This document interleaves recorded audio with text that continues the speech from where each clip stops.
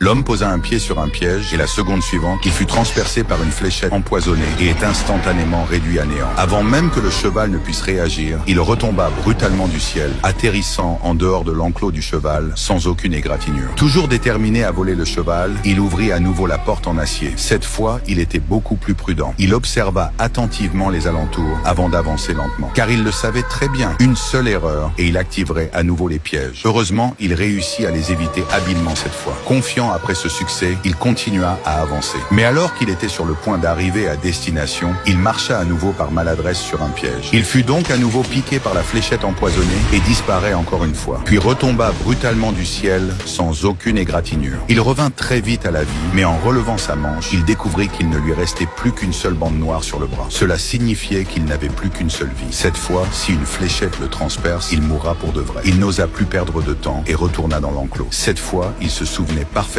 du chemin qu'il avait emprunté. Il atteignit sans difficulté la cage du cheval. Mais un nouveau problème se posait. Comment sortir d'ici à dos de cheval? N'ayant pas le choix, il rouvrit la porte en acier. À ce moment-là, le sol entier se couvrit d'un revêtement, lui permettant ainsi de traverser en toute sécurité avec le cheval.